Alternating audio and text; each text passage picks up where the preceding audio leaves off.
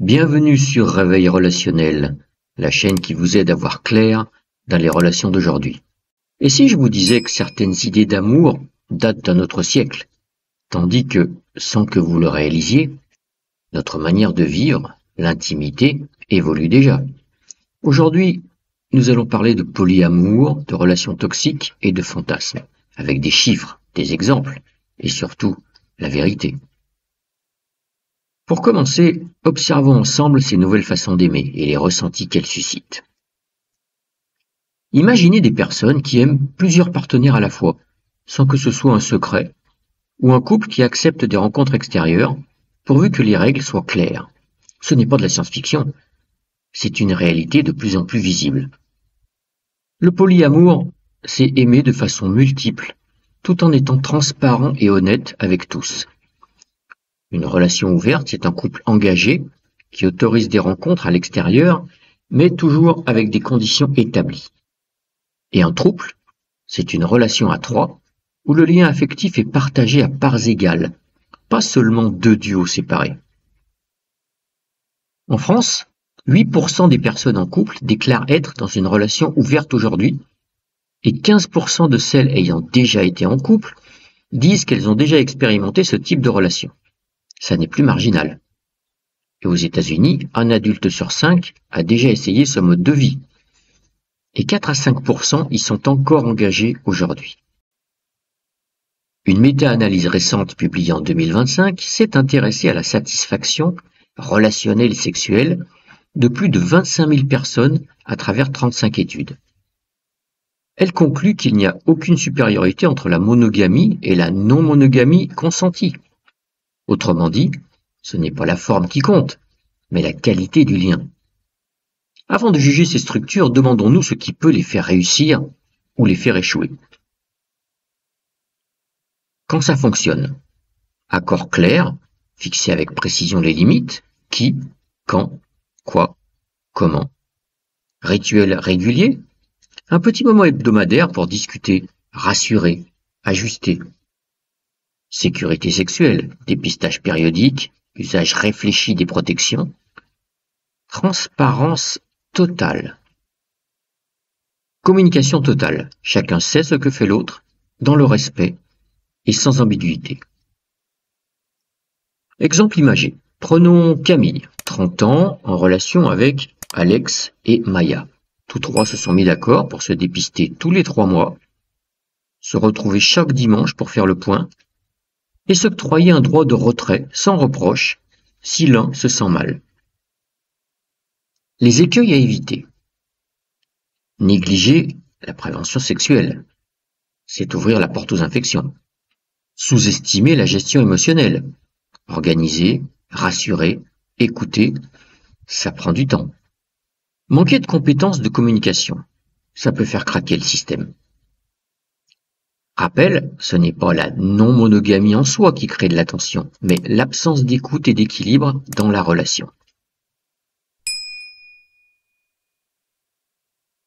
Une relation toxique peut être monogame ou plurielle. Ce n'est pas le format qui rend une relation toxique, mais la manière dont elle est vécue. Signaux d'alerte. Contrôle étouffant. On vous dicte vos amis, vos horaires, vos choix. Gaslighting.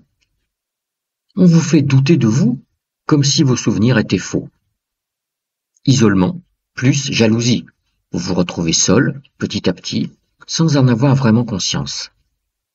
Ultimatum. Je fais comme je dis, sinon c'est la fin. Silence punitif. Le regard qui fuit, les mots qui manquent, la douleur qui s'installe. Mise au point sur les mots. On utilise beaucoup, parfois à tort, les mots toxiques, narcissiques ou gaslighting. Si on les brandit à tout va, on finit par banaliser les véritables souffrances et compliquer l'accès aux véritables aides. Restons précis pour pouvoir agir quand c'est nécessaire. Plus de 270 000 personnes en 2023 sont victimes de violences conjugales, chaque année selon les chiffres officiels. Et derrière ce nombre, il y a des vies brisées. Les tentatives de parricide ou d'homicide au sein du couple sont également recensées. Plus de 450 cas en 2023. Ces chiffres nous rappellent à quel point il est urgent d'ouvrir les yeux. 3 actions à prendre si vous vous reconnaissez. En parler à une personne de confiance, à un professionnel, à une plateforme d'écoute. Poser une limite ferme. Ça, je ne l'accepte plus. Chercher de l'aide. En France, le 3919 est un numéro gratuit et des associations officielles sont là pour vous accompagner. Fantasmes et tabous. Les fantasmes sont une partie normale de notre imagination, parfois colorés, parfois surprenants. Mais partager ce qu'on imagine, c'est déjà un pas vers l'intimité. Selon des enquêtes récentes, les fantasmes les plus cités sont les scénarios à plusieurs, ou le BDSM, et le triolisme, ce plan à 3 qui revient souvent dans les pensées secrètes.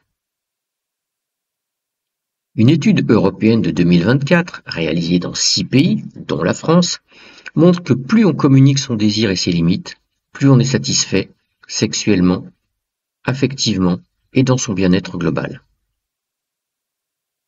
Dans certains milieux, comme le BDSM, on parle des principes SSC pour sûr, sain, consensuel, ou RAC en américain, Risk Aware Consensual Kink, c'est-à-dire pratique à risque consenti et assumé. L'idée? Être conscient des dangers et les accepter en accord avec l'autre. Mais ce sont des cadres que chaque couple peut adapter pour se protéger et se respecter. Même si on partage un moment très intime, comme le fluid bonding, littéralement partager les fluides, il faut toujours encadrer cela par un dépistage, une protection réfléchie et une transparence totale. Car l'intimité ne doit jamais devenir un risque. Idée reçue à revaloriser. Le polyamour, c'est que du sexe. Vraiment? Non.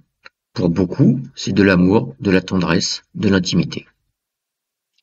On finit toujours malheureux dans une relation non monogame. Faux.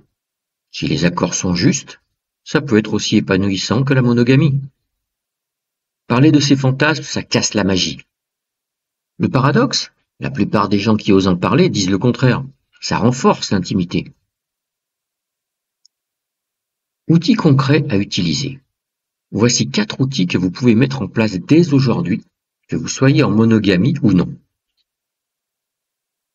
Premièrement, carte des limites.